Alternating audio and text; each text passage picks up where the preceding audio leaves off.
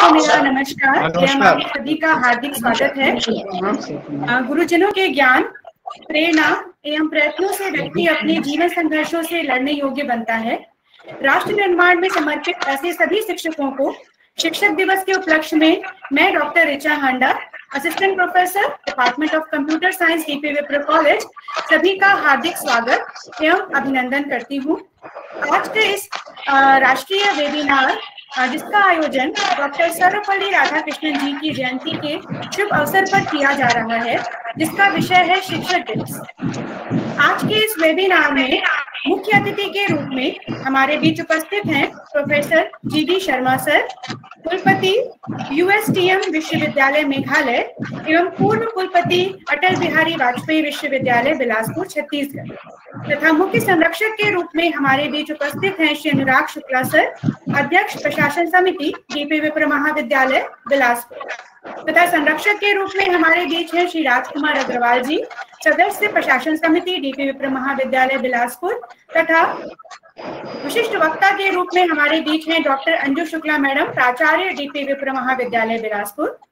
इस राष्ट्रीय वेबिनार का आयोजन के जो संयोजक हैं वो हैं डॉक्टर एमएस तंबोली सर, विभागाध्यक्ष लोक प्रशासन डीपी विप्र महाविद्यालय बिलासपुर। आप सभी का मैं डीपी विप्र महाविद्यालय की ओर से हार्दिक स्वागत एवं अभिनंदन करती हूँ।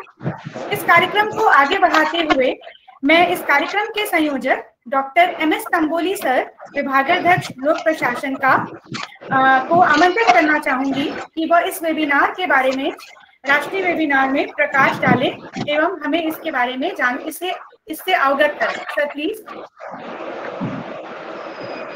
थैंक यू रिचंद्र। शिक्षक दिवस राष्ट्रीय वेबिनार 23वें राष्ट्रीय वेबिनार के इस पावन अवसर पर लोक प्रशासन विभाग एवं IQAC के संयुक्त तत्वाधान में आज के इस गरिमामय कार्यक्रम के मुख्य अतिथि परम आदरणीय प्रोफेसर जीडी शर्मा जी, कुलपति USTM विश्वविद्यालय मेघालय एवं हमारे अटल बिहारी वाजपेयी विश्वविद्यालय के पूर्व कुलपति रह चुके डॉक्टर शर्मा साहब, आपका इस वेबिनार में बहुत बहुत स्वागत है कि आपने अमूल्य समय आपने हमको दिया है। आज की इस गरिमामय कार्यक्रम की अध्यक्षता परम सम्माननीय श्री अनुराग शुक्ला जी चेयरमैन और कॉलेज के इतनी ऊंचाई को बनाने में इनकी महत्वपूर्ण योगदान है। विशिष्ट अतिथि के रूप में परम सम्माननीय श्री राजकुमार अग्रवाल जी, सदस्य प्रशासन समिति और लोकप्रिय समाजशास्त्री प्राचार्य परम सम्माननीय डॉक्टर अंजू शुक्ला मैडम, आप सभी का मैं हार्दिक स्वागत करता हूँ, अभिनंदन करता हूँ। साथ ही साथ वेब से जुड़े हुए डॉक्टर सुनंदा तिजारो मैडम, पूर्व प्राचार्य डॉक्टर सुषमा मैडम, आयोजन समिति के professor AC Ram sir, doctor Ambalkar sir, doctor Manish Tiwari sir, doctor Raghav Tiwari madam, professor Kiran madam, professor Rupen, professor Vishwas Victor, professor Richa Handa जो कि कार्यक्रम का संचालन कर रही है, उनका भी मैं हार्दिक स्वागत करता हूँ। हमारे डीपी विप्र महाविद्यालय के समस्त प्राध्यापकगण, NSS NCC के मेरे प्यारे विद्यार्थियों, दोस्तों, सफल जीवन सजाता है सपनों से, सफल जीवन सजाता है सपनों से, जो मिलता है किसी गुरु के दस्तक से। जीवन सूर्य सा प्रकाशित हो उठता है जब एक सच्चे गुरु का साथ मिलता है। हमारे माता पिता हमें जन्म देते हैं, वहीं शिक्षक हमें सही और गलत का फर्क बताकर हमारे चरित्र का निर्माण करते हैं। शिक्षक वास्तव में सही मार्गदर्शन के साथ हमारे उज्जवल भविष्य को बनाता है और साथ ही शिक्षा के बिना जीवन की हम निश्चित रूप से कल्पना नहीं कर सकते। एक बार फिर से मैं शिक्षक दिवस की आप सभी को शुभकामनाएं देते हुए ज़्यादा अपना समय न लेते हुए मैं संचालन कर रहे प्रोफेसर ऋचा मैडम को आमंत्रित करता हूँ। सभी शिक्षकों को मेरा स्वागत करना। धन्यवाद सर। इसी कार्यक्रम को आगे बढ़ाते हुए मैं हमारे महाविद्यालय के अध्यक्ष श्री अनुराग शुक्ला सर को आमंत्रित करना चाहूंगी कि वह इस विषय पर अपने विचार व्यक्त करें। अनुराग सर।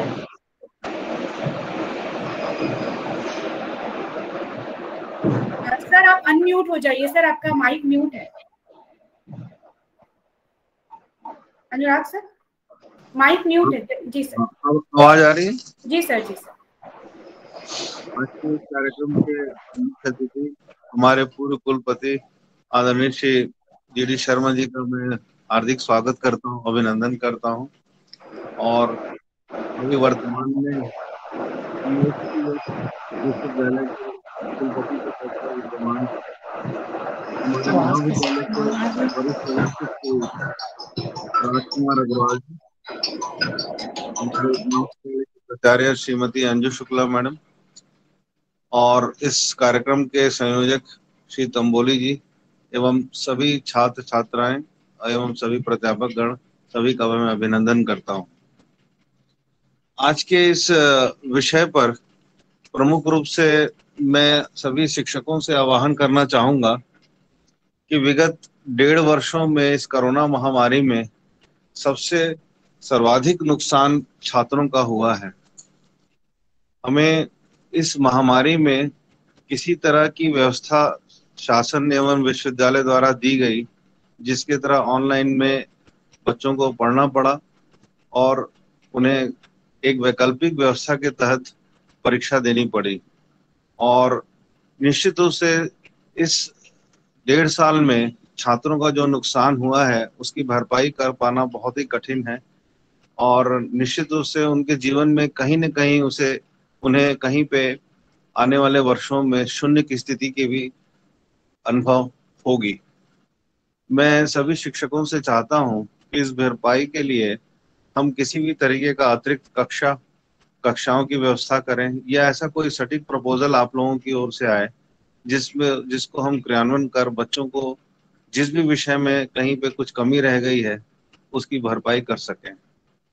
आगे आप सभी को एक बार पुनः शिक्षक दिवस की शुभकामनाएं। बहुत बहुत धन्यवाद।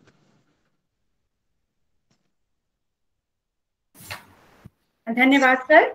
अब आगे इस कार्यक्रम को आगे बढ़ाते हुए हमारे बीच मुख्य अतिथि के रूप में उपस्थित हैं यूएसटीएम विश्वविद्यालय मेघालय के कुलपति तथा हमारे विश्वविद्यालय अटल बिहारी वाजपेयी विश्वविद्यालय के पूर्व कुलपति professor GD Sharma sir. GD Sharma sir को मैं आमंत्रित करना चाहूंगी कि वह शिक्षक दिवस के उपलक्ष्य पे अपने विचार व्यक्त करें और हमें लाभान्वित करें। Sir please.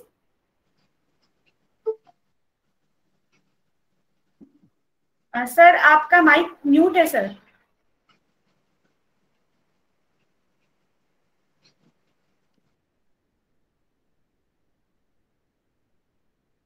डीपी विप्र महाविद्यालय बिलासपुर छत्तीसगढ़ के द्वारा आयोजित राष्ट्रीय वेबिनार शिक्षा दिवस के ऊपर, जो कि IQAC एवं लोक प्रशासन विभाग के संयुक्त तत्वाधान में आयोजित किया गया है, और मुख्य रूप से डॉक्टर सर्वपल्ली राधाकृष्ण जी की जयंती के शुभ अवसर पर शिक्षक दिवस को आयोजित किया गया है।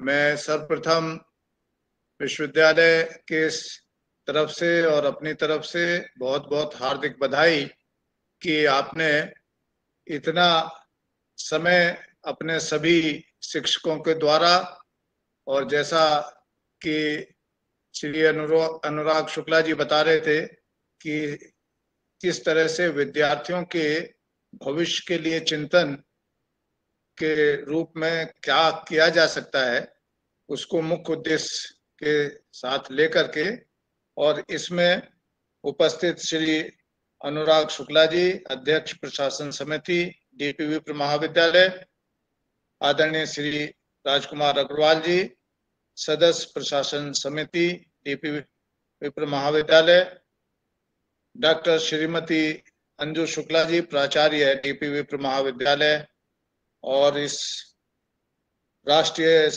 वेब संगोष्ठी के संयोजक डॉक्टर MS तंबोली, विभाग अध्यक्ष लोक प्रशासन डीपी महाविद्यालय, आयोजन समिति के सभी आदरणीय सदस्यगण, सभी हमारे आदरणीय professors, senior professors, doctor Vimal Kumar Patel जी दिखाई दे रहे हैं, ज्वाइन कर लिया है शुरू से ही, और डॉक्टर जायसवाल जी हैं, सभी हमारे जो पुराने टीचर्स हैं, और आपने मुझे इस टेक्नोलॉजी के माध्यम से जोड़ करके एक पुनः अनुभूति दी कि दूरी जो है आज के वैज्ञानिक युग में वो कुछ नहीं है, बस ये है कि हम अपने हृदय से अगर चाहत रखते हैं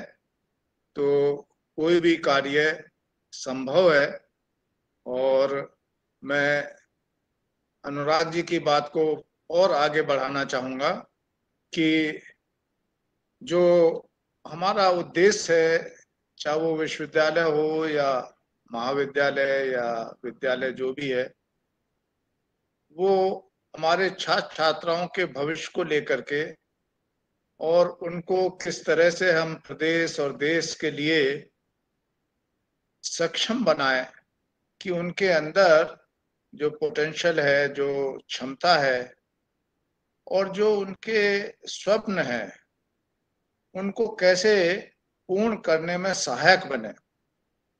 क्योंकि असली गुरु वही है जो अपने विद्यार्थी को अपने से ज्यादा ज्ञानवर्धक और आगे बढ़ करके देख करके जो उसको प्रसन्नता होती है, उस प्रसन्नता का अंत कहीं भी नहीं होता। ये एक सिर्फ शिक्षक ही ऐसा है जो कि वो चाहता है कि मैं हमेशा अपने विद्यार्थियों के लिए प्रयत्नशील रहूं और उनके जो शंकाएं हैं उनको दूर करूं, उनके जो ऑब्जेक्ट्स है और जो हमारे एक विजन है कि वो ऊंचे पद पर पहुंचे, चाहे वो बिजनेस हो या कोई भी नौकरी हो या कोई भी उनके कार्य करने की क्षमता के हिसाब से उनको कैसे विकसित करें। अभी जैसा बताया कि पिछले वर्ष 2020 में कोरोना की वजह से, क्योंकि जो कोविड-19 पैंडेमिक पूरे संसार में फैल गया था, और मुझे अभी भी याद है कि जब मार्च में ये केस आने शुरू हुए तो हम लोगों को विश्वास नहीं हो रहा था कि ये हमारी परीक्षाएं इतनी जल्दी अफेक्ट हो जाएंगी। लेकिन जैसा आप जानते हैं कि करीब 13-14 मार्च को ये डिसीजन हुआ कि नहीं, पहले एक क्लास की परीक्षाएं बंद की, तो हम लोग विचार कर रहे थे कि भाई जो फाइनल ईयर हैं और भी तो बच्चे हैं, उनको भी तो कोरोना तो ऐसे सेलेक्ट नहीं करेगा कि ये फर्स्ट ईयर के हैं तो सेकंड ईयर के बच्चे हैं या थर्ड ईयर के, वो तो सभी के लिए है। और उसका इतनी तेजी से प्रभाव बढ़ा कि 25 मार्च से पूरा लॉकडाउन हो गया। लेकिन साइकोलॉजिकली फिर भी हम लोगों के मन में ये था कि 1-2 हफ्ते या ज्यादा 1-2 बार के लॉकडाउन से ये फिर खुल जाएगा और हमारी नॉर्मल क्लासेस चलने लगेंगी और नॉर्मल हमारी परीक्षाएं होने लगेंगी। लेकिन आप सभी जानते हैं कि वो समय ऐसा था कि एक के बाद एक 3-4 जब लगातार लॉकडाउन हुए, तब हमारे अंदर इतनी जो एक इसकी गहराई थी कि इतना तेजी से ये बढ़ रहा है पूरे संसार में और हमारे पास में उससे लड़ने के लिए सामान नहीं है, ना हम तैयार हैं टेक्नोलॉजिकली। हमारे पास में सोचिए कि मास्क तक नहीं बनाने का वो था संसाधन, और पीपीई तो हम लोग समझ ही नहीं पा रहे थे कि भाई क्या है क्या नहीं। तो ये चैलेंजेस बहुत बड़े थे, ना हमारे अस्पताल इतने ज्यादा तैयार थे, क्योंकि अचानक ऐसी बीमारी ये आई जिसको हमने कभी सोचा नहीं था। लेकिन शिक्षक एक ऐसा मार्गदर्शक होते हैं कि रुकावट आने पर कोई ना कोई उसका रास्ता खोजते हैं, और जो हमारे एक फियर, साइको फियर जो क्रिएट होती है छात्रों के मन में, उसको दूर करते हैं। जैसे कोई नदी की उत्पत्ति होती है और उसके रास्ते में कोई रुकावट आ जाए तो कुछ देर तक रुकावट रहती है, लेकिन अल्टीमेटली वो अपना रास्ता खोज करके समुद्र में मिल जाती है। तो यहाँ समुद्र से मतलब है कि हमारा पूर्ण ज्ञान। मौली साहब ने बताया कि जब हम शिक्षक की बात करते हैं तो शिक्षक यहाँ पर हमारे स्कूल कॉलेज तक ही सीमित ना रह करके घर से इनफॉर्मल भी शिक्षा जो मिलती है हमें, चाहे माँ बाप से या अपने ग्रैंडफादर से या समाज के भी जो वृद्ध लोग हैं या ज्ञान वाले या जो तजुर्बेकार है, उन सब से हमको शिक्षा मिलती है, वो जीवन की शिक्षा है। लेकिन फॉर्मल शिक्षा हमको जो महाविद्यालय, विद्यालय, विश्वविद्यालय, इनके द्वारा हमको एक लॉजिकल वो सिखाती है कि किस तरह से हम लॉजिकली चीजों को लें और ज्ञान का जो अनंत ज्ञान है उस ज्ञान को किस तरह से अपने आगे बढ़ा करके उसको उपयोग में लाए। अगर हम उपयोग में लाना नहीं सीख पाए तो हमारी शिक्षा उतनी कारगर नहीं होती और इसलिए हमको कहीं ना कहीं और जगह उसको कारगर बनाने के लिए जाना पड़ता है। तो ये चैलेंज था, लेकिन आपने देखा कि शुरू शुरू में हमारे टीचर्स हाथ से लिख करके उसके फोटो ले करके और फिर उसको भेजते थे स्टूडेंट्स को व्हाट्सएप के माध्यम से। फिर धीरे धीरे आपको याद होगा कि अटल बिहारी वाजपेयी विश्वविद्यालय ने कई फैकल्टी डेवलपमेंट ऑर्गेनाइज किए। 400-500 टीचर्स से ज्यादा 7-8 ये इस तरह के अवेयरनेस प्रोग्राम की कौन सी टेक्नोलॉजी यूज करें, तो जूम वगैरह या वेबएक्स या गूगल क्लासरूम। और आज स्थिति ये है कि आज हमारा हर टीचर इस टेक्नोलॉजी को सीख गया है। और जो टेक्नोलॉजी पहले हम चाइना या अमेरिका की यूज कर रहे थे, आज हमारे भारतवर्ष में भी टेक्नोलॉजी बन गई है। इसका नाम है टीच मिंट। मुझे उम्मीद है अगर सभी हमारे शिक्षक इसको यूज करेंगे तो उनके ऑटोमेटिक लेक्चर जो है वीडियो में कन्वर्ट हो जाएंगे। और इससे सबसे बड़ा फायदा यह है कि जब आप पढ़ा रहे हैं या शिक्षा दे रहे हैं किसी भी तरह की, चाहे वो आप उनको असाइनमेंट दे रहे हैं या उनके लिए ब्रिज क्लास ला रहे हैं या स्लो लर्नर्स और एडवांस लर्नर्स को अलग से तैयार कर रहे हैं, तो इसमें कितना उनके अंदर अटेंटिवनेस है। देखिए फिजिकल मोड में भी जब हम फेस टू फेस क्लास लेते हैं तो हम ये नहीं असाइन कर पाते कि अगर 50 की क्लास है तो इसमें से कितना परसेंटेज हर बच्चे की अटेंटिवनेस है। जनरली कोई सोता दिखाई देता है तो हम कहते हैं भी सो रहे हो या ठीक से नहीं सुन रहे हो, कहाँ ध्यान है फिजिकल में, फिर भी पूरे 100% नहीं दे पाते। लेकिन टीच मिंट जो टेक्नोलॉजी आई है, प्लेटफॉर्म आया है हमारे जो मंत्रालय ने विकसित किया है, इसके अंदर वो भी संभव है कि घर पर भी बच्चे जो आपकी क्लास अटेंड कर रहे हैं उसमें से 100% अटेंटिव है या कुछ बच्चों ने उसको लगा करके और सिर्फ सुन ही रहे। तो इससे फायदा ये होगा कि हम जब उनकी प्रोग्रेसिव निकालेंगे तो उसके ऊपर एक ग्राफिकली प्रेजेंटेशन बना करके वो तैयार कर सकते हैं और उसके अनुसार ही हम अपनी कक्षाओं को तैयार कर सकते हैं।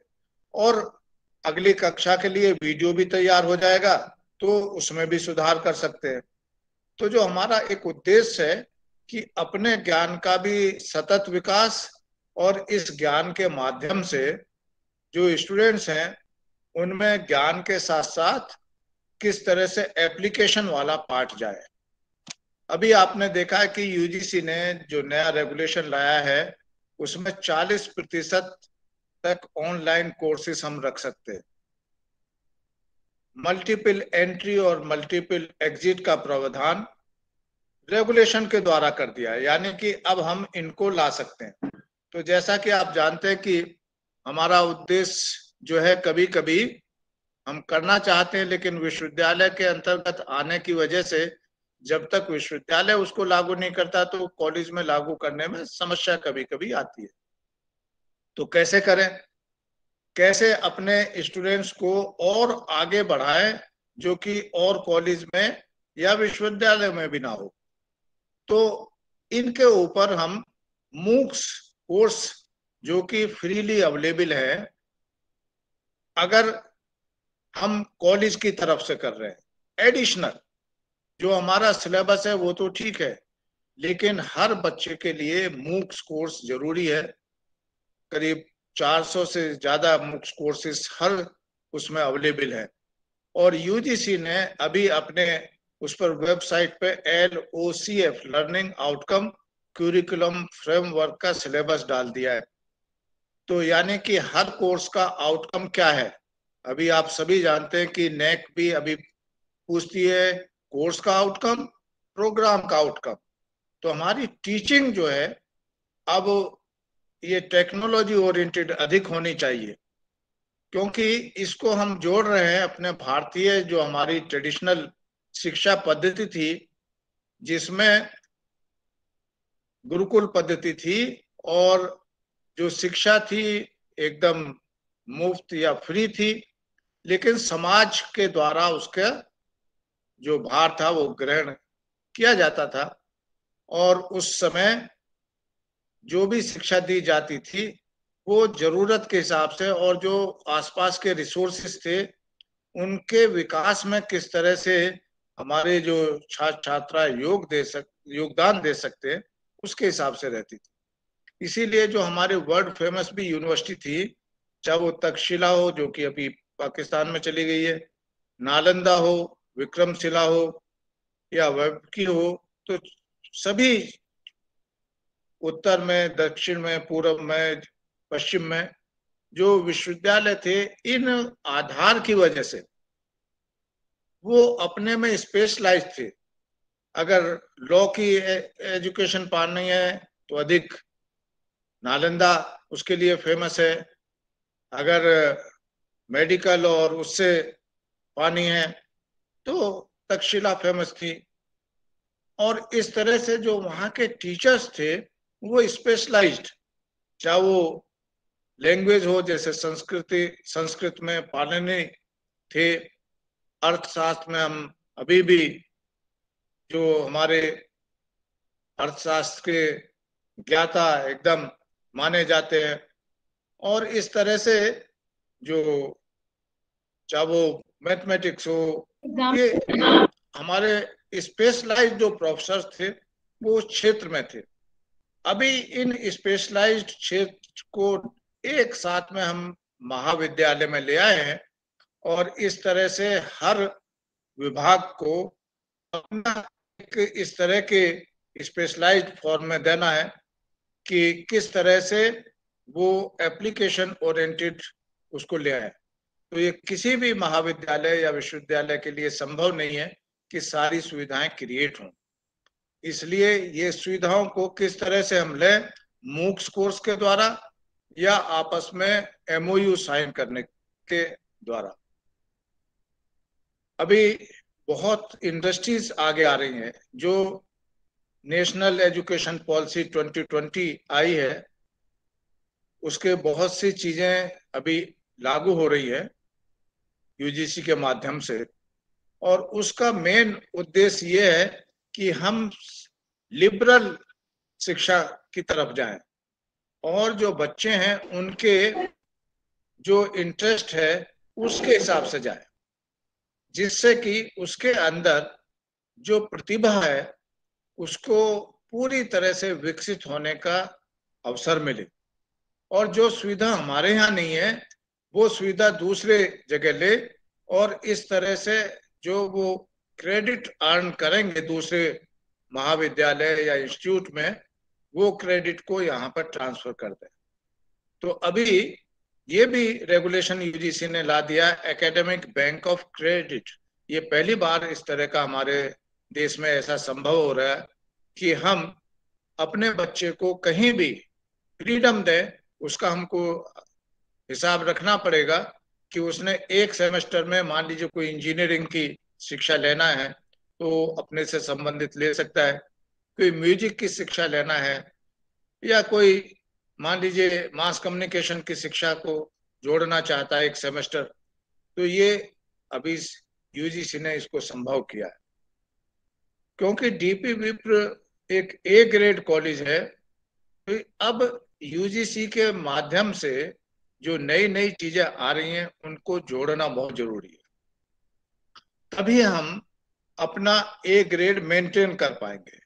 अगर हम उनको नहीं जोड़ेंगे तो क्या होगा कि जो शिक्षा में बदलाव हो रहे हैं उनके अनुसार हम अपने को बदलाव नहीं कर रहे। तो इसके लिए बहुत जरूरी है कि जो हम शिक्षक हमारे इस महाविद्यालय में है उनकी लगातार इनके ऊपर छोटी छोटी ट्रेनिंग करवाए, जिससे कि ये जो नए कंसेप्ट आ रहे हैं इनको सीख करके वो यहाँ पर लागू करें, और इस तरह से अपना महाविद्यालय पूरा शिक्षा के क्षेत्र में अग्रणीय रह सकता है। नहीं तो हम जो और महाविद्यालय कर रहे हैं वही हम करेंगे। तो यूनिकनेस या नयापन किस तरह से उसमें लाएं, ये एक जरूरी है, लगातार एक जरूरी है। शिक्षकों की ट्रेनिंग और अपने शिक्षार्थियों के जो छात्र छात्राएं हैं उनको दूसरे संस्थाओं के साथ जोड़ने की, किस तरह से हम जोड़ें, और इसके लिए एमओयू करें। अपने छत्तीसगढ़ में बहुत ज्यादा रिसोर्सेस है। अब इन रिसोर्सेस के हिसाब से हम देखें, जैसे माइनिंग के बहुत अच्छा स्कोप है, तो इंस्टीट्यूट ऑफ माइनिंग में हम बात कर सकते हैं कि हमारे ज्योग्राफी के कुछ बच्चे वहां जाकर के प्रोजेक्ट करें और उस प्रोजेक्ट का पार्ट जो है हम इसमें इंटीग्रेट करें। अब देखिए, सिलेबस में अगर ये नहीं है तो इसके लिए अलग से 2 क्रेडिट 4 क्रेडिट का महाविद्यालय के लेवल पर सर्टिफिकेट, क्योंकि डिप्लोमा पीजी डिप्लोमा के लिए तो आपको विश्वविद्यालय की परमिशन चाहिए, लेकिन कोई भी सर्टिफिकेट जो 30 क्रेडिट तक है उसको यूजीसी अलाउ करती है कि वो महाविद्यालय भी दे सकते हैं।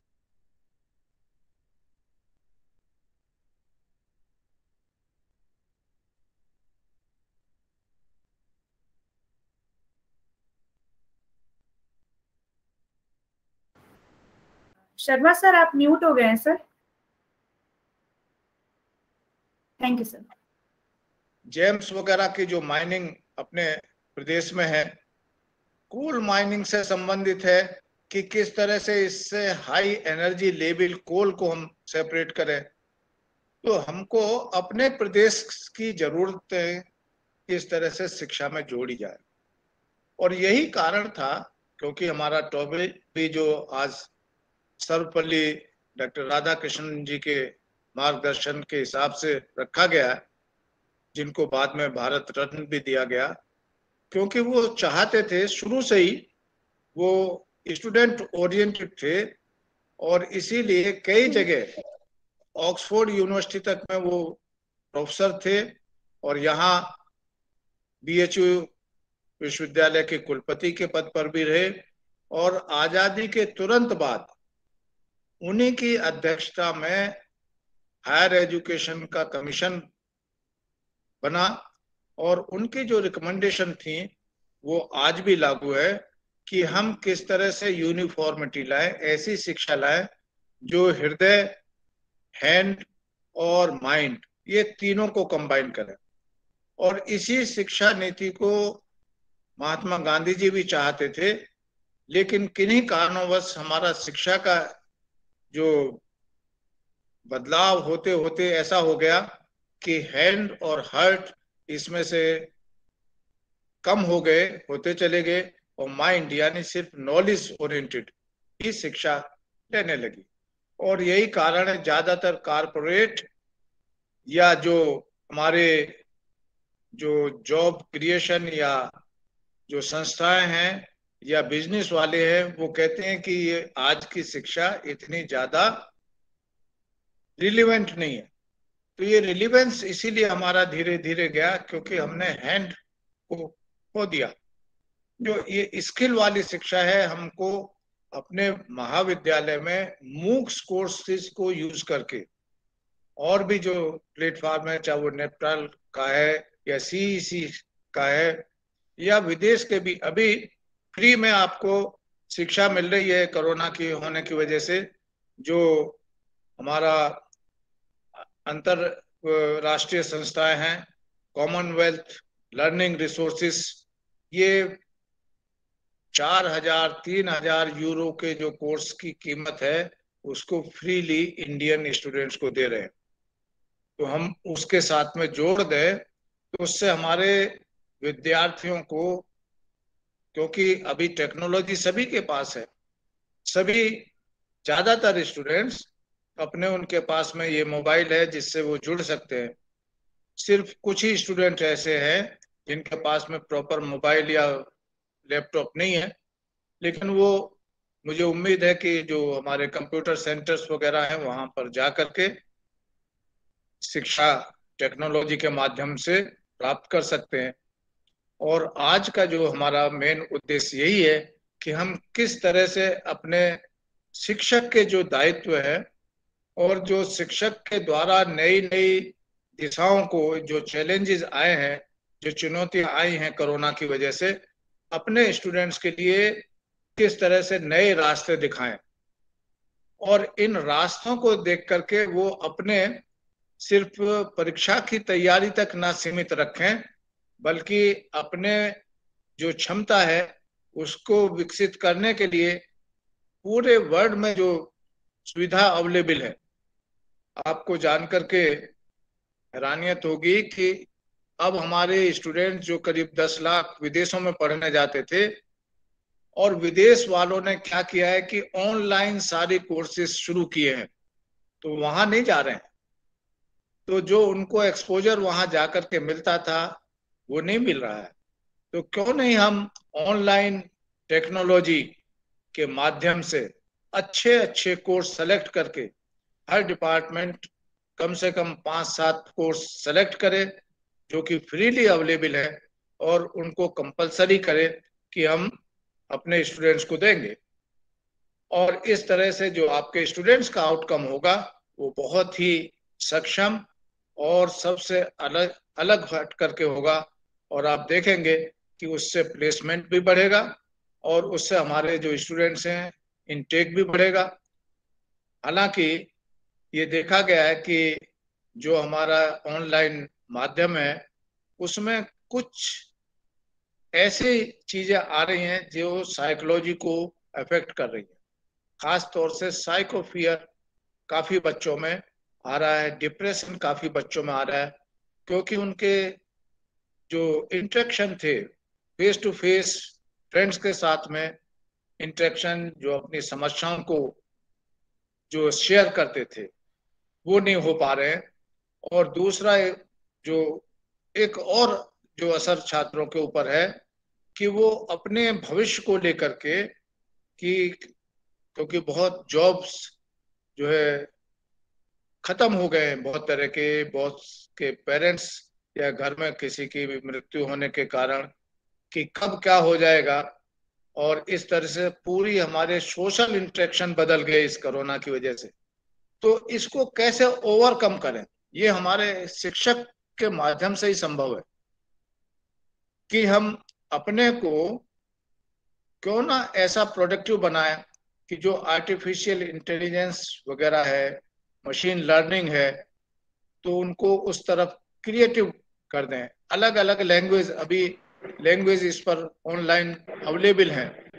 तो जिस देश में जैसे स्वीडन वगैरह में माइनस वो है और फ्रांस में ग्रोथ बहुत कम है, तो फ्रेंच वगैरह की लर्निंग करें और इनका असेसमेंट एज ए मेंटर होकर के हम अपने महाविद्यालय में हर टीचर को असाइन कर सकते हैं कि आप अपना सब्जेक्ट तो पढ़ा ही रहे, लेकिन अपने सब्जेक्ट के साथ साथ स्किल ओरिएंटेड या डिफरेंट लैंग्वेजेस या जो और कोर्सेज हैं जिनसे कि स्टूडेंट जॉब या बिजनेस क्रिएट कर सकते हैं।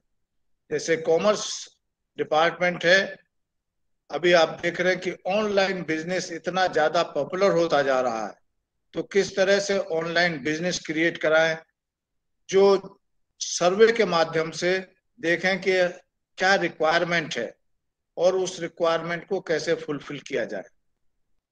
अभी जो बाहर के कंपनी आ रही हैं, चाहे वो अमेजॉन हो या और कंपनी हो, ऑनलाइन बिजनेस करके हमारा बिजनेस ले रही हैं, तो शिक्षा इस तरह से हमको एक नया रास्ता चुनौतियों को पार करने का दिखाती है।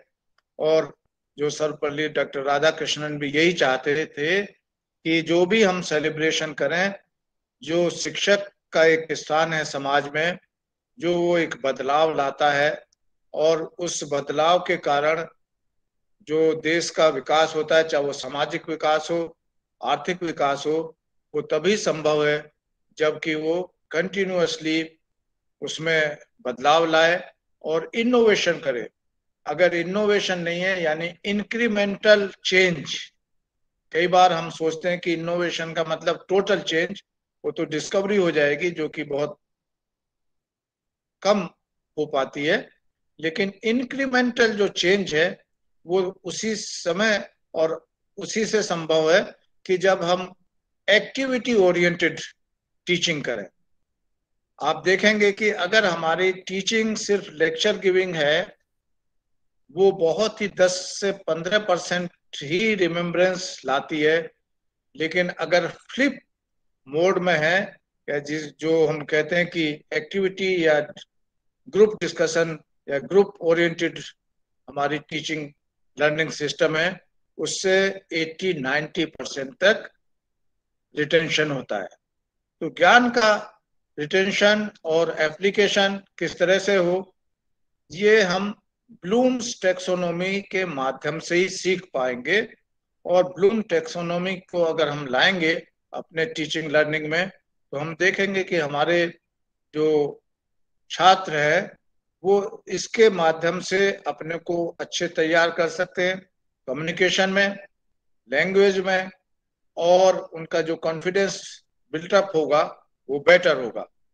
और इस तरह से जो जॉब ओरिएंटेड, चाहे वो बैंकिंग से संबंधित है या हमारे ऑडिटिंग से संबंधित है, जिसमें कि हमारे क्वालिफाइड छात्र नहीं मिल पाते हैं, इनको छोटे छोटे रूप में, जो कैप्सूल रूप में बना करके, प्रोजेक्ट के रूप में किस तरह से हम अपने छात्रों को ज्ञान दे सकते हैं, इसका जो टेक्नोलॉजी का अधिक से अधिक उपयोग करके। मुझे उम्मीद है जो आज का ये हमारा राष्ट्रीय वेबिनार है शिक्षक दिवस के ऊपर, हमारे महाविद्यालय के जो शिक्षक हैं, डीपी विप्र हमेशा अग्रणीय रहा है, इसमें भी अग्रणीय रह करके कोरोना के बीच में, क्योंकि थर्ड वेव की भी बात हो रही है, तो ये हमारा पार्ट ही रहेगा। थर्ड वेव के बाद फोर्थ वेव आएगी, बहुत से देशों में फोर्थ वेव भी शुरू हो गई है। तो मेंटली हमको तैयार रहना है कि हमको ऐसी परिस्थितियों में ही रहना है, लेकिन अपने को work from home, learning from home, learning of the skill from home, learning for new the opportunities, ये हमको अपने शिक्षण की माध्यम बना करके अपने जो छात्र छात्राएं हैं उनको किस तरह से हम ओरिएंट करें, और उनको आज जो चुनौतियां आ रही हैं और भविष्य में भी आएंगी, उनके लिए किस तरह से सक्षम बनाएं। यही अगर हम अच्छे से करेंगे तो जो डॉक्टर सर्वपल्ली राधाकृष्णन जी के स्वप्न थे, जो उनकी चाहत थी कि हम शिक्षक दिवस, उनका जो बर्थ डे है, उसको उस रूप में मनाएं, क्योंकि वो पूरे भारतवर्ष के ज्ञान को लेकर के इंडियन फिलॉसफी के रूप में जो डेवलप किए, नई फिलॉसफी जो पूरे संसार के सामने रखी, उसका उद्देश्य यही था कि उनकी तरह से हम एक अच्छे आदर्श शिक्षक कैसे बने, और अपने अपने क्षेत्र में किस तरह से हम अपने ऐसे छात्र पैदा करें कि जो भारतवर्ष के अंदर जो रिसोर्सेस है उनको विकसित करके पूरे आगे इसको ले जाए, और जो विश्व गुरु के लिए बात आत्मनिर्भर बन करके और नयापन करने की है, उसको कैसे उसमें योगदान दें।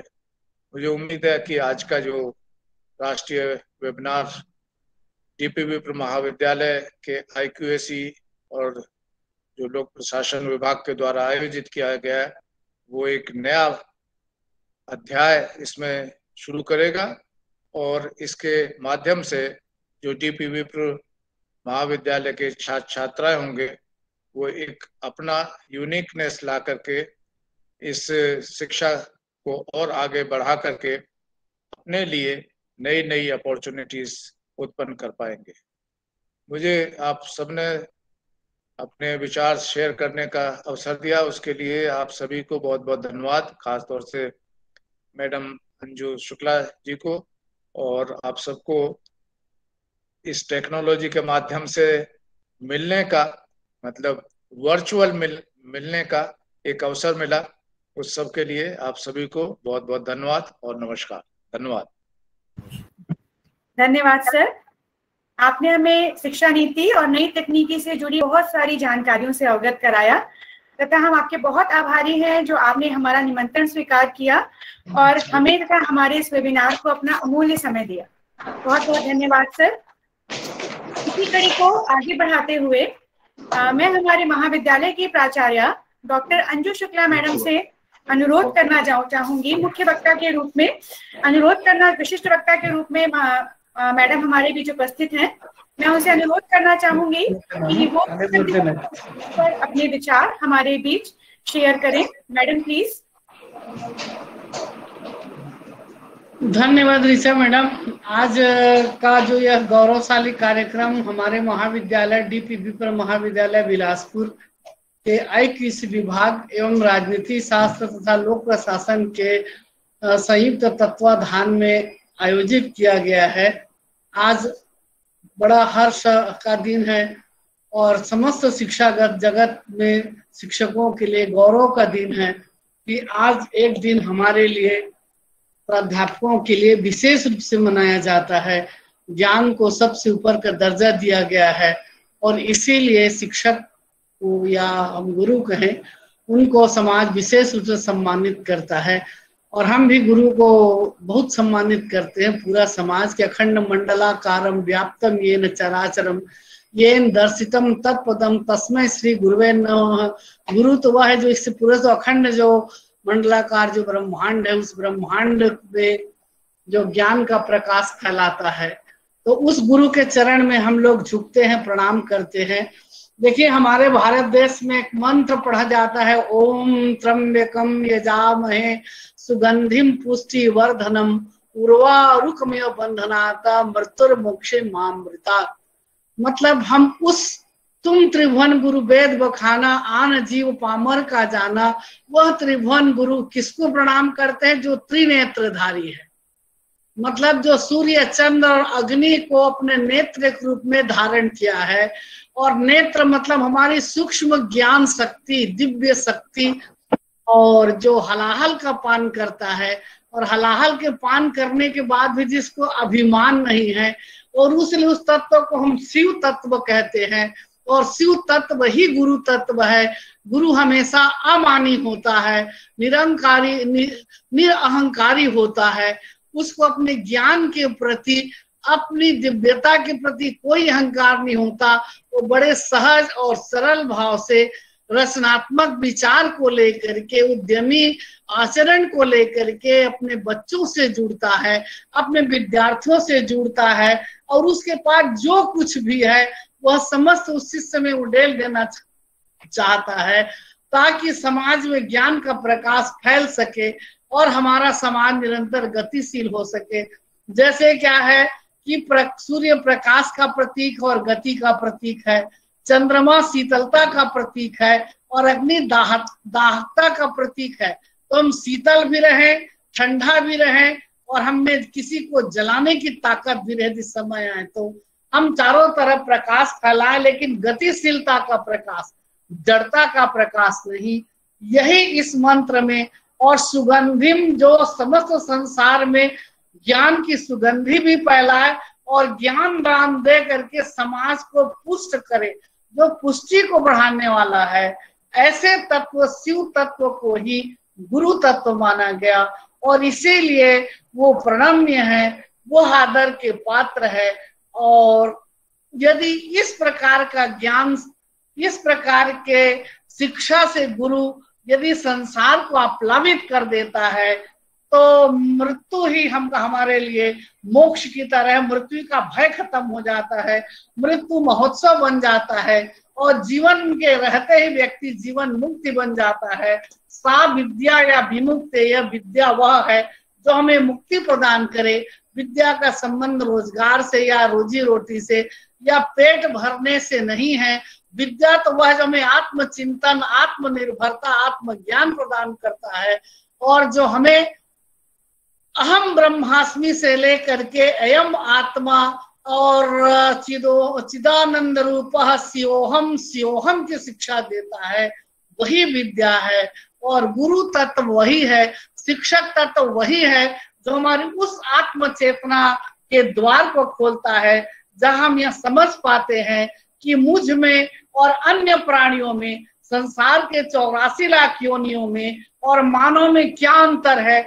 खाना पीना, सोना, उठना बैठना सभी जीव जंतु में होता है, लेकिन मनुष्य में और अन्य प्राणियों में क्या अंतर है? तो यही अंतर है कि मनुष्य विवेकशील प्राणी होता है और हमारे इसी विवेक को जगाने वाला जो तत्व है वो गुरु तत्व है। हम कहते हैं ना कि गुरु वह प्रकाश पुंज है जो शिष्य के हृदय में व्याप्त अज्ञान रूपी अंधकार को मिटा करके ज्ञान का प्रकाश फैलाता है। और इसीलिए तुलसीदास जी कहते हैं कि बंदो गुरुपद पदुम परागा सूरज सुबास सरस अनुरागा, कि मैं गुरु के चरणों की वंदना करता हूँ, क्योंकि गुरु ही व्यक्ति को असली जन्मदाता होता है। माता पिता जन्म देते हैं, लेकिन हम जब गुरु के शरण में आते हैं, और ध्यान रखिए गुरु कोई एक नहीं है, माँ भी गुरु है, पिता भी गुरु है, परिवार के कोई भी जिसको हम आदर्श माने वह भी गुरु है। हम स्कूल पढ़ने जाते हैं, विद्यालय, तो वहाँ के शिक्षा दान करने वाले भी शिक्षक हमारे गुरु हैं। प्रकृति के बहुत सारे तत्व, जैसे दत्तात्रेय ने 24 गुरु की बात कहा, तो वह भी हमारे गुरु हैं। हम किसी को भी प्रकृति के किसी भी तत्व को गुरु मान सकते हैं और हम इस समस्त संसार में धार्मिक, सामाजिक, सांस्कृतिक, आर्थिक रूप से जो कुछ हमें कहीं से भी कुछ मिलता है, वहां पर हम गुरु तत्व को देख सकते हैं। और दीक्षा गुरु को भी हम गुरु कहते हैं। और ये संसार में हम जहां से कुछ भी सीखते हैं वो सब को हम गुरु तत्व के रूप में देखते हैं। इसीलिए ये कहा गया है कि गुरु का जो गकार है अंधकार का प्रतीक है और जो रकार है वो प्रकाश का प्रतीक है। तो गुरु वह तत्व है जो शिष्य के हृदय रूपी गुफा में व्याप्त अंधकार को मिटा करके ज्ञान का प्रकाश फैलाता है। और बिना ज्ञान के मनुष्य को मनुष्यता प्राप्त नहीं होती। पाशवीकरण से हमारे मानवीकरण करने वाले तत्व का नाम है गुरु। और इसलिए गुरु का आदर और सम्मान हमारे देश में किया जाता है। बड़े गर्व की बात है कि प्राचीन काल से लेकर के वैदिक वांग्मय को व्यवस्थित करने वाले महान विद्वान, महान आत्मा व्यास जी के नाम से हम गुरु पूर्णिमा मनाते हैं। और अभी हम वर्तमान में जो उद्भट विद्वान थे, जो एक दर्शन शास्त्री थे, जो समाज शास्त्री थे, जो राजनीति शास्त्री थे और जो संस्कृति के पुजारी थे, जिन्होंने सांस्कृतिक विरासत हमें दिया, जिन्होंने भारत माता के गौरव को पूरे विश्व में स्थापित किया, जो एक साधारण से गांव में जन्म लेकर के केरल के कलाड़ी नामक गांव में जन्म लिया, लेकिन पूरे विश्व आकाश में जो प्रकाश पुंज की तरह चमकते रहे, जो भारत के दूसरे वो राष्ट्रपति बने और पहले उपराष्ट्र थे। ऐसे भारत रत्न के अवतरण दिवस इस 5 सितंबर को शिक्षक दिवस के रूप में मनाया जाता है। तो व्यास जी ज्ञान निधि थे। और अभी हमारे समय में हम देखें तो हमारे सर्वपल्ली डॉक्टर राधा कृष्णन जी भी ज्ञान की मूर्ति हैं। अभी हमारे कार्यक्रम में कि जो हमारे मुख्य अतिथि हैं, हमारे परम सम्माननीय, परम श्रद्धे, जो सहज और सरल व्यक्तित्व के धनी हैं, जो स्वयं में उद्भट विद्वान हैं, हमारे पूर्व अटल बिहारी वाजपेयी विश्वविद्यालय में कुलपति रहे गौरी दत्त शर्मा जी, अभी वर्तमान में आप USTM विश्वविद्यालय मेघालय में अभी आप कार्यरत हैं और आज के आप मुख्य अतिथि हैं। मुझको बताते हर्ष हो रहा है कि मेरे मन में जिज्ञासा थी कि मैं किसी कार्यक्रम में वर्चुअल ही क्यों न हो मैं सर से जुड़ूं, और शिक्षक दिवस के समय मुझे वो मेरे स्मृति में आए और मैंने पूरी उत्कंठा उनसे फोन में संपर्क किया और मैंने एक ही बार के कहने से, आग्रह से वो सहर्ष तैयार हो गए।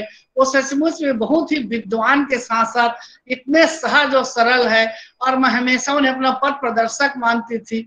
हमेशा मुझे प्रेरणा देते रहते थे कुछ न कुछ करने के लिए। और मुझे याद है आज के ठीक 2 साल पहले हमारे महाविद्यालय में, जिस समय कोरोना का प्रभाव नहीं था, कोरोना काल को हम लोग जानते भी नहीं थे, उसके ठीक 2 साल पहले हम लोग शिक्षक दिवस का आयोजन किए थे। उसमें हमारे जो महान कवि है, साहित्यकार, परम श्रद्धेय सुरेंद्र दुबे जी आए थे और पूरे हमने अपने शिक्षकों का सम्मान किया था। मैंने उसमें भी सर को मुख्य अतिथि के लिए आग्रह किया और वो तैयार हो गए। और उस दिन हमको बहुत ही गर्व हुआ था कि हमारा छोटा सा महाविद्यालय है जिन्होंने इस कार्य को, गुरुतर कार्य को करने का प्रयास किया और वो हम सफल भी हुए। और मैं इसलिए भी बड़ा प्रसन्न होती हूँ कि हमारे जो महाविद्यालय के संस्थापक हैं, जो इसको आगे बढ़ाने वाले हैं, जो गतिशीलता प्रदान करने वाले हैं, वो महान पुरुष पंडित राम नारायण शुक्ला जी हैं। आज हम उनको भी अवश्य याद करते हैं क्योंकि वे ऐसे शिल्पी थे जिन्होंने, जैसे कुम्हार एक अनगढ़ मिट्टी को एक आकार देता है और उसी से वह सुराही बना देता है जिसके ठंडा पानी पी करके जीव तृप्त होते हैं, उन्होंने अपनी दूरदर्शिता से, अपनी दृढ़ इच्छा शक्ति से, अपनी कर्मठता से इस छोटे से महाविद्यालय को गढ़ा और रात्रिकालीन महाविद्यालय को उन्होंने आज इतना बड़ा महाविद्यालय के रूप में परिणित किया। उनके स्वप्न का यह परिणाम था। तो आज के दिन हम उनको भी याद करते हैं, उनके भी चरणों में नमन करते हैं। और आज के कार्यक्रम की अध्यक्षता कर रहे हैं हमारे महाविद्यालय प्रशासन समिति के अध्यक्ष परम श्रद्धेय रचना धर्मी जो व्यक्तित्व है अनुराग शुक्ला जी। आपके नेतृत्व में कॉलेज अपना गति पकड़ रहा है। नेक में एक ग्रेड तो हमको मिला ही है। अभी दोबारा फिर हम निरंतर प्रयासरत हैं कि उस स्थिति को हम बनाए रखने, लेकिन आगे परमेश्वर की इच्छा होता है, कर्म हमारे हाथ में होता है। हम निरंतर कर्म में रत हैं, प्रयासरत हैं कि हम ए से और आगे A+ पर बढ़े। और मैं शर्मा जी को निवेदन करती हूँ, हमारे पूर्व कुलपति गौरी दत्त शर्मा जी को, कि हमारे इस जो यज्ञ का कार्य है नेक में फिर A ग्रेड लाने का, उस समय उन्होंने हमको सहयोग किया था प्रत्यक्ष। अब कम से कम वर्चुअल माध्यम से या किसी दिन हमारे महाविद्यालय आए और हमको दिशा निर्देश दे ताकि हम अपने उस लक्ष्य को पा सके। और इसलिए मैं उनको और निवेदन करूंगी। और उसके बाद देखते देखते समाज में भयंकर परिवर्तन आया, भयानक कोरोना काल शुरू हो गया।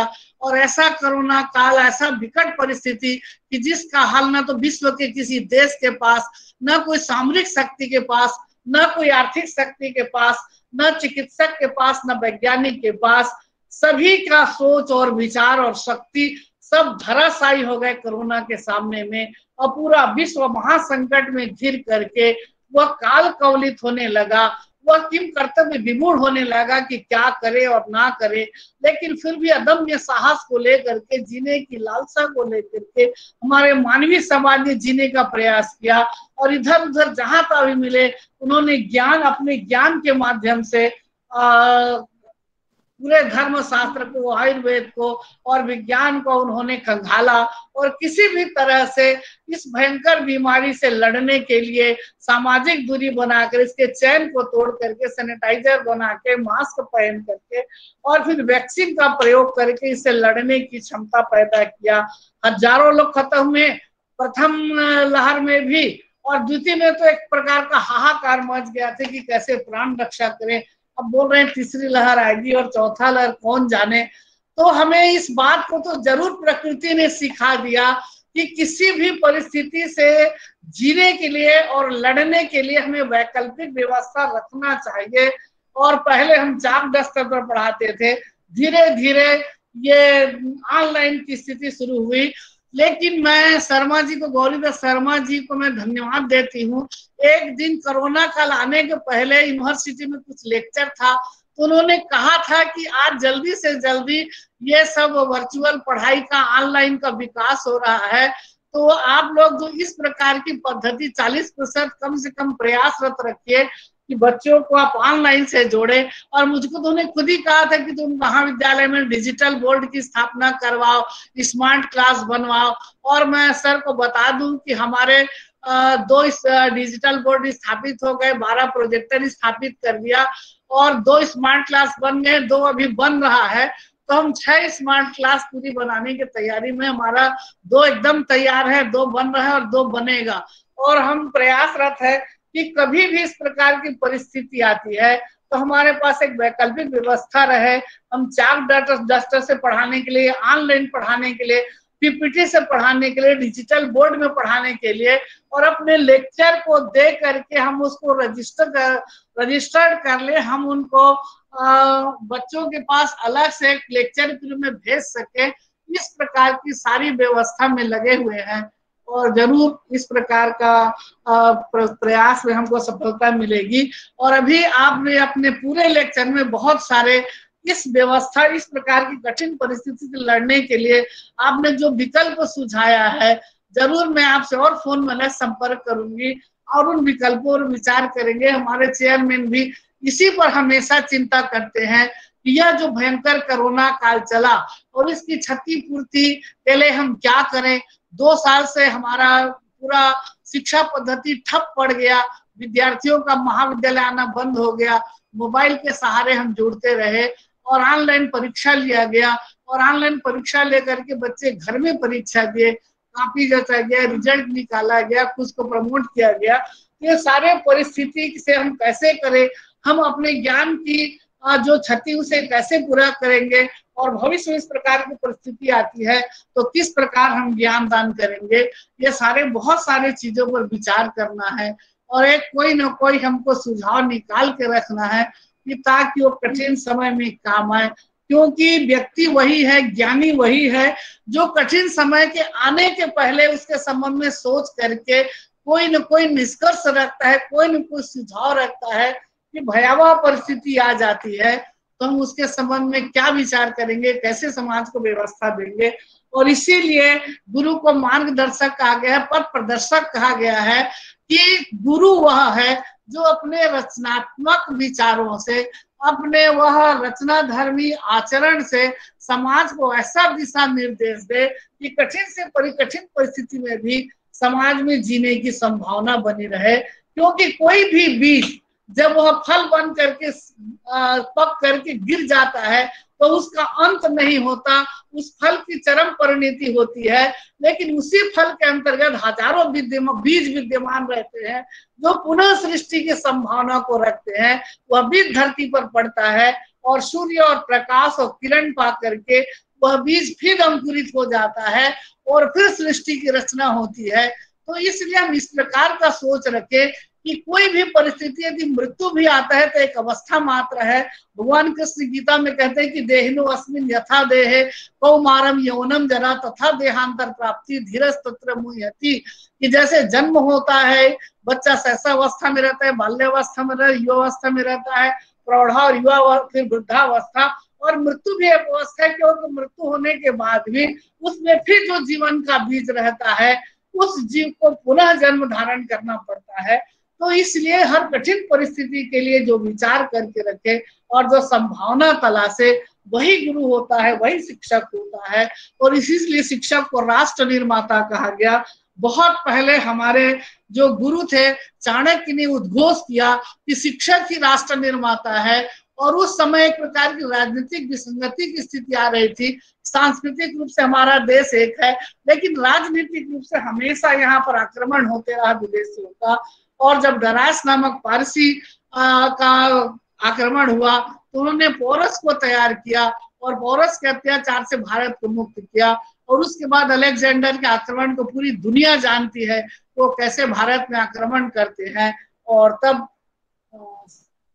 चाणक्य ने अपने कूटनीति के द्वारा, अपने विचार के द्वारा, अपने सोच के द्वारा, अपनी ज्ञान शक्ति के द्वारा चंद्रगुप्त को तैयार किया।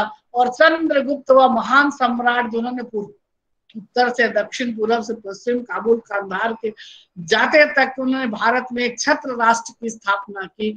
और फिर अशोक महान की गाथा पूरी दुनिया गाती है कि जिस समय पूरे विश्व अंधकार में जी रहा था, सभ्यता का प्रकाश भी उनके पास नहीं था, उस समय हमारे पास अशोक जैसे महान सम्राट थे, जिन्होंने राजनीति के साथ साथ धर्म का, हिंसा का भी जिन्होंने सहारा लेकर के पूरे इतिहास को एक महान सम्राट के नाम से अपने नाम को दिया। ये देखिए कि ये जो शिक्षक की सोच है वो असंभव को भी संभव कर देती है, चाहे वह किसी भी काल हो, कोई भी काल हो। जब जब भी समाज में आसुरी प्रवृत्ति आती है, तब तब भगवान कहते हैं ना कि यदा यदा हि धर्म से ग्लानिर्भवति भारत अभ्युत्थानम अधर्म से तदात्मानं सृजाम्यहम् परित्राणाय साधूनां विनाशाय दुष्कृतां धर्म संस्थापनार्थाय संभवामि युगे युगे। मैं नष्ट नहीं होता, क्योंकि वही अहम ब्रह्मास्मि, वही परम ब्रह्म, वही ज्ञान तत्व तो है, वही गुरु तत्व तो है, वही ब्रह्म तत्व तो है, वही शिव तत्व है, जो अजर है, अमर है, विनाशी है, नित्य है, शाश्वत है, वो कभी समाप्त नहीं होता। जब जब भी लगता है कि दुनिया नहीं बचेगी, समाप्त हो जाएगी, अधर्म और आतंक बढ़ने लगता है, न्याय अत्याचार शोषण समाज में व्याप्त हो जाता है, तब फिर वही तत्व जन्म लेता है, चाहे किसी भी रूप में हो, चाहे वह धर्म के रूप में, धार्मिक गुरु के रूप में, या सामाजिक या राजनीतिक आर्थिक, हम जैसा भी कहें, या भगवान राम हो या कृष्ण हो या मोहम्मद साहब हो, ईसा मसीह हो, किसी भी रूप में समाज में आए, लेकिन समाज की जो अन्याय, अत्याचार और शोषण के खिलाफ संघर्ष होता है और सर्वहारा जीतते हैं, सामान्य लोग फिर अपने सहज और सरल जीवन को प्राप्त करते हैं। और यह जो सिखाने वाला तत्व है वही गुरु तत्व है। इसलिए गुरु के बिना ज्ञान नहीं होता। सतगुरु समान को सघा साधु समीन दाती, कबीरदास जी कहते हैं कि सतगुरु के समान कोई हमारा प्रिय नहीं, कोई हमारा सगा नहीं। सबसे जो हमारा प्रिय नजदीक है, जो जीव को शिव से मिला दे, वही सतगुरु है। जो जीव को यह बता दे कि तू केवल एक खाने पीने के लिए पैदा होने वाला हाड़ मांस का शरीर नहीं है, बल्कि तू वह तत्व है, वह परम तत्व है जो इस समस्त संसार को अमृत तत्व की तरफ ले जा सकते हो। कि ओम असतो माम सद्गमय तमसो माम ज्योतिर्गमय मृतो राम माम अमृतम गमय का हुंकार भरने वाला जो तत्व है वही गुरु तत्व है। और हमारे जो बीच में जब भारत माता पराधीन थी और हम गुलाम थे और हमारे देश का ज्ञान और विज्ञान जब शिथिल पड़ गया था, एक रात उसके ऊपर राख की ढेरी लग गया था, ऐसे समय में सर्वपल्ली डॉक्टर राधा कृष्णन जी का जन्म हुआ। वो एक साधारण परिवार में जन्म लिए, लेकिन उनके पास अद्भुत क्षमता थी, अद्भुत व्यक्तित्व था। उन्होंने अपने अध्ययन किया और अध्यापन किया और अध्ययन के द्वारा उन्होंने भारतीय संस्कृति को, भारतीय सभ्यता को पढ़ा, पूरे भारतीय धर्म शास्त्र को पढ़ा, दर्शन शास्त्र को पढ़ा, इतिहास को, राजनीति को, और धर्म की उन्होंने व्याख्या दी। वांग्मय वैदिक व्यक्तित्व में जो वांग्मय जो वैदिक जो धर्म है उसमें जो दिया गया है उस व्याख्या को उन्होंने दिया। कि जैसे धर्म को अंग्रेजी में रिलीजन कहते हैं, रिलीजन का अर्थ बांधना होता है। राधा कृष्ण ने हुंकार भरा कि आप लोग सावधान रहिए, धर्म का अर्थ कभी बांधना नहीं होता, धर्म किसी को बांधना नहीं है, धर्म का तो मतलब मुक्त करना है, वो तो मुक्त करने वाला तत्व है। और उन्हें उसकी द्विधार्यति इति धर्म जो वैदिक वांग में कहा गया उसकी व्याख्या किया कि जो धारण करे वही धर्म है, अर्थात जो हमारा मूल तत्व है, मूल स्वरूप है, जो जीव का मूल स्वरूप है वही धर्म है जो जीव को धारण करता है। जैसे कि हमको सत्य ने धारण किया है, प्रत्येक जीव को, जो है जो शाश्वत है उसी ने धारण किया है, जो नहीं है उसको हम कितना भी बनाने की बचाने की कोशिश करें वह हमारे काम का नहीं है। जैसे हम सूर्य की बात करते हैं तो ताप ही, प्रकाश ही उसका धर्म है, क्योंकि प्रकाश ने ताप ने उसको धारण किया है। जहां भी सूर्य आएगा अंधकार अपने आप मिट जाएगा। और जैसे दाहकता ने अग्नि को धारण किया है, जैसे शीतलता ने जल को धारण किया है, जैसे मिठास ने शक्कर को धारण किया है, संसार में ऐसा भी कोई वैज्ञानिक नहीं है जो शक्कर को इंजेक्शन लगा दे और करेला बन जाए, इसलिए कि मिठास उसका मूल धर्म है। ऐसे ही जीव का मूल धर्म सत्य है और सत्य विवेक ही मानव का मूल धर्म है। और इसलिए जो हमें धारण करे वही धर्म, इस बात की व्याख्या करके धर्म की विशद व्याख्या, व्यापक व्याख्या कि जो चाहे हमारा धर्म हो, चाहे व्यक्ति का धर्म हो, कुल धर्म हो, परिवार धर्म हो, नगर धर्म हो, राष्ट्र धर्म हो, समाज धर्म हो, विश्व धर्म हो, मानव धर्म हो, कि जो धारण किया है वही धर्म है, ऐसा बता करके उन्होंने धर्म की विशद व्याख्या किया। और भारतीय संस्कृति के विराटता को, सनातन प्रवृत्ति को, मूल प्रवृत्ति को, उसकी व्यापकता को, उसके वैज्ञानिकता को पूरे विश्व को समझाया कि भारत ही वह राष्ट्र है जो वसुधैव कुटुंबकम की बात कहता है। भारत ही दुनिया को संदेश दे सकता है, कभी साम्राज्यवादी नहीं रहा, कभी शोषणवादी नहीं रहा।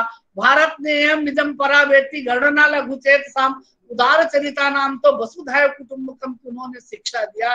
अर्थात सारा संसार हमारा परिवार है, सर्वभूत हिते रता, कि वही जीव है जो सभी जीवों के हित में रहता है, परोपकार की जो बात करता है, परहित सरल धर्म नहीं भाई, पर पीड़ा सब नहीं अदमाई, इस प्रकार पाप पुण्य की व्याख्या करता है कि सबसे बड़ा धर्म है परोपकार है। परोपकार करना सबसे बड़ा अच्छा कर्तव्य है और सबसे बड़ा पाप है जो दूसरे को पीड़ा पहुंचाता है, किसी भी जीव मात्र को पीड़ा पहुंचाते हैं, वो सबसे बड़ा अधर्म है। इस प्रकार की ज्ञान और विचार को पूरे विश्व में भारत ने फैलाया था। यही सांस्कृतिक विरासत में हमको मिला है। इस बात का उद्घोष सर्वपल्ली डॉक्टर राधा कृष्णन जी ने किया।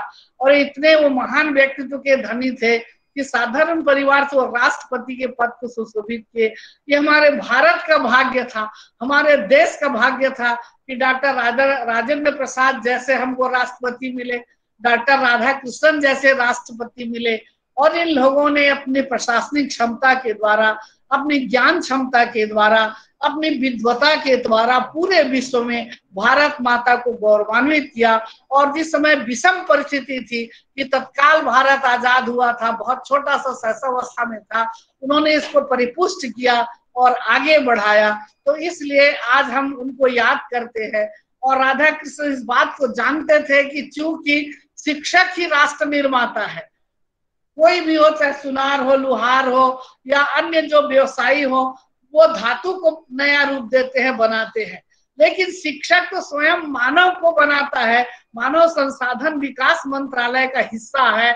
और जो शिक्षक साक्षात चेतन जीव को गढ़ता है, एक बच्चा को, जो बच्चा को, छोटा सा बच्चा उसके पास आया है, उसको गढ़ करके इंजीनियर, डॉक्टर, कलेक्टर, कमिश्नर, राष्ट्रपति, प्रधानमंत्री, नेता, अभिनेता जो बनना चाहे बच्चा, उसकी उस संभावना को वह प्रेरित करता है, उसको वह स्पष्ट करता है कि तुम में ये संभावना छुपी है।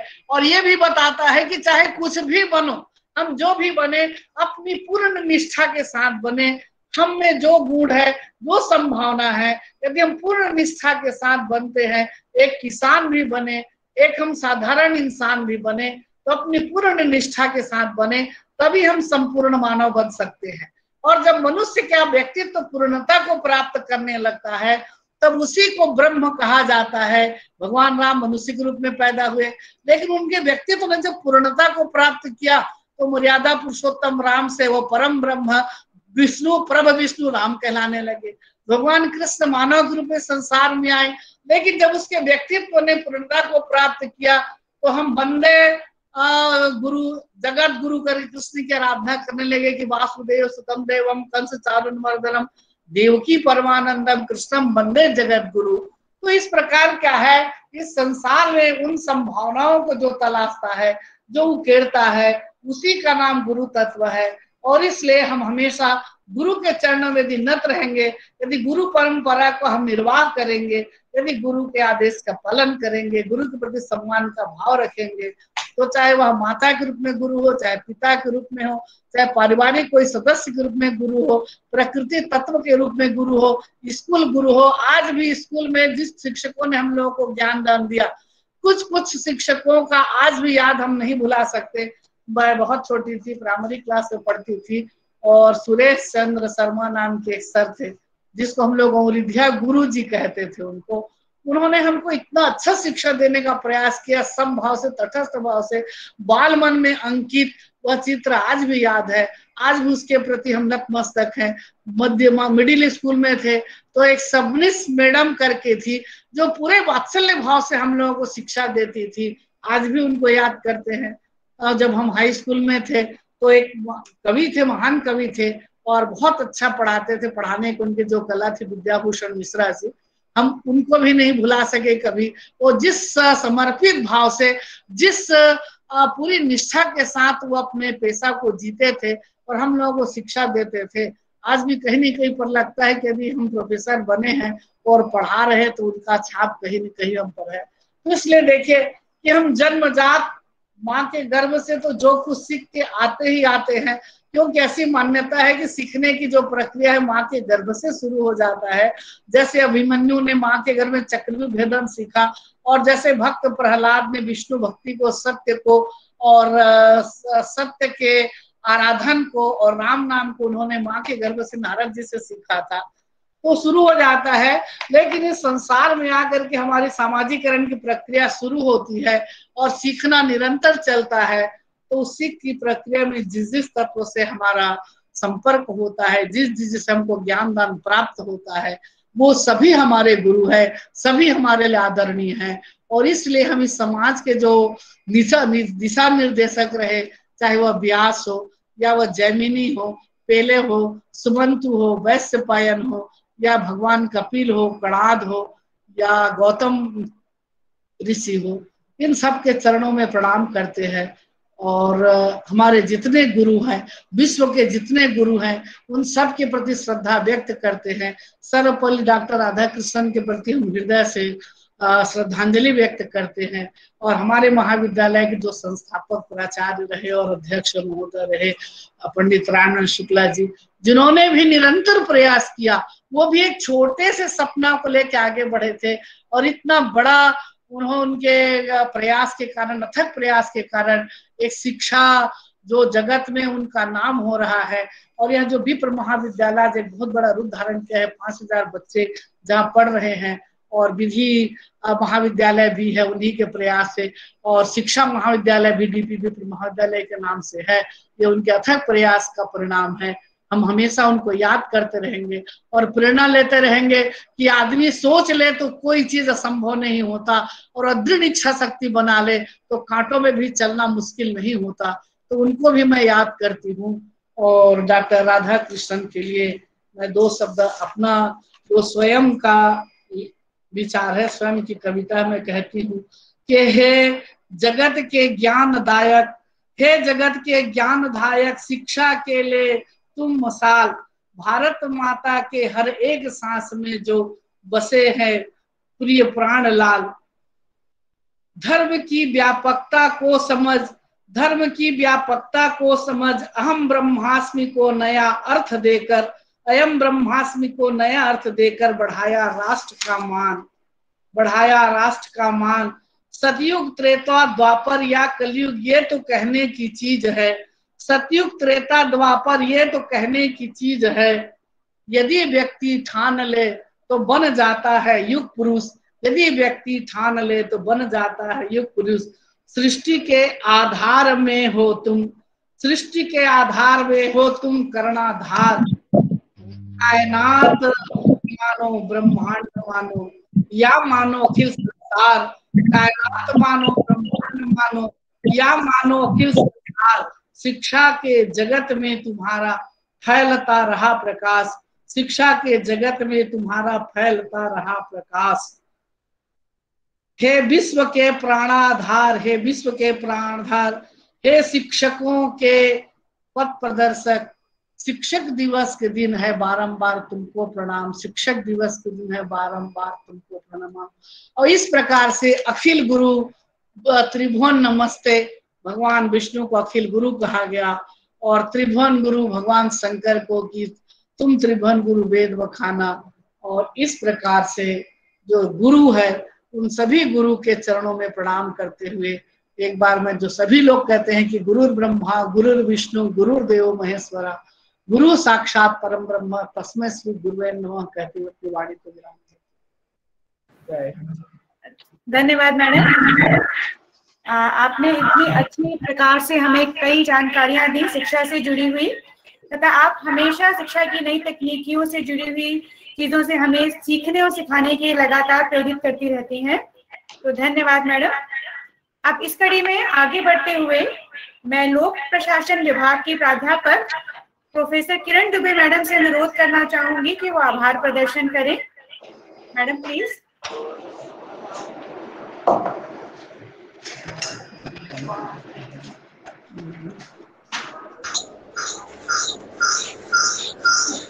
गुरुरे ब्रह्मा गुरुरे विष्णु गुरुर्देवो महेश्वरा गुरुर साक्षात परब्रह्मा तस्मै श्री गुरुवे नमः। मैं प्रोफेसर किरण दुबे शासन विभाग आज इस शिक्षक दिवस के पावन अवसर पर सबसे पहले अपने समस्त गुरुजनों को चरण छूकर सादर प्रणाम करती हूँ। अज्ञानता को दूर करके ज्ञान की ज्योत जलाई है, गुरुवर के चरणों में रहकर हमने शिक्षा पाई है। गलत राह पर भटके जब हम तो गुरुवर ने ही हमें राह दिखाई है। IQAC एवं लोक प्रशासन के संयुक्त तत्वाधान में आयोजित आज के इस 23वें वेबिनार शिक्षक दिवस के गरिमामय कार्यक्रम में उपस्थित मुख्य अतिथि परम आदरणीय प्रोफेसर GD शर्मा सर को मैं चरण छूकर सादर प्रणाम करती हूँ। सर, आपने हमें अपना अमूल्य समय इस शिक्षक दिवस के वेबिनार में दिए। महाविद्यालय परिवार आपका हमेशा आभारी रहेगा। बहुत बहुत धन्यवाद सर। एक विद्यार्थी के लिए उसका शिक्षक एक रोल मॉडल अर्थात आदर्श व्यक्ति होने के साथ ही साथ उसका मार्गदर्शक भी होता है। एक विद्यार्थी अपने शिक्षक तथा उसकी कही हुई हर एक बात पर आंख मूंद कर विश्वास करता है। सभी शिक्षक विनम्र तथा स्वार्थ रहित होते हैं, क्योंकि वो अपने हर एक छात्र को समान दृष्टि से देखते हैं तथा उन्हें अपने पूरे मन से बिना पक्षपात अथवा भेदभाव के सहर्ष स्वीकार करते हैं। कार्यक्रम की अध्यक्षता कर रहे परम सम्माननीय हमारे प्रशासन समिति के अध्यक्ष श्री अनुराग शुक्ला जी के उपयुक्त भावनाओं को व्यक्त करते हैं। सर, आपने हमें मार्गदर्शन दिया, साथ ही आपके अमूल्य समय इस वेबिनार के लिए आपने निकाला। आपका बहुत बहुत धन्यवाद सर, आपका बहुत बहुत आभार। हमारे लोकप्रिय समाजशास्त्री परम विदुषी प्राचार्य मैडम डॉक्टर अंजू शुक्ला जी की भी मैं आभारी हूँ। इनके मार्गदर्शन में ही हमारे महाविद्यालय में आज 23वें वेबिनार का सफल आयोजन हुआ है। आप ही के मार्गदर्शन से लगातार महाविद्यालय में ज्ञानवर्धक कार्यक्रम आयोजित होते रहते हैं। मैडम, आपको चरण छूकर सादर प्रणाम। आपका बहुत बहुत आभार, आपका बहुत बहुत धन्यवाद। महाविद्यालय के कंप्यूटर विभाग के प्रोफेसर विश्वास सर को मैं धन्यवाद देती हूँ, जिनके कारण ही इस वेबिनार का सफल आयोजन हो पाया। साथ ही मैं डॉक्टर ऋषा मैडम, जिन्होंने अपने संचालन से इस शिक्षक दिवस की वेबिनार को नई उमंग दी, का बहुत बहुत धन्यवाद देती हूँ। आपका भी बहुत बहुत धन्यवाद ऋषा मैडम, बहुत बहुत आभार। कार्यक्रम के आयोजन समिति के प्रोफेसर A श्रीराम, IQAC प्रभारी doctor ML Jaiswal, doctor Vivek Ambalkar, doctor Manish Tiwari, doctor Vimal Patel sir, doctor Ashish Sharma, doctor Abha Tiwari madam, doctor Sushma Sharma madam, professor Rupendra Sharma, professor Tosima madam, professor Reena, आप सबका सहयोग इस वेबिनार में रहा। आप सभी के प्रति तथा महाविद्यालय के समस्त प्राध्यापक, छात्र छात्राएं जिन्होंने इस वेबिनार से जुड़कर अपना अमूल्य समय दिया, इनके लिए आप सबका बहुत बहुत आभार। आप सबको बहुत बहुत धन्यवाद। अध्यक्ष की अनुमति अब मैं इस कार्यक्रम समाप्ति की घोषणा करती हूँ। धन्यवाद मैडम। प्राचार्य मैडम की अनुमति से मैं इस वेबिनार के समापन की घोषणा करना चाहूंगी। और जो फीडबैक फॉर्म है इस वेबिनार का, ये ग्रुप में जा चुका है, तो आप लोग फॉर्म भर दीजिए कृपया, और इससे आपको सर्टिफिकेट मिल जाएगा। थैंक यू सो मच, आप सभी ने इस वेबिनार को ज्वाइन किया। धन्यवाद।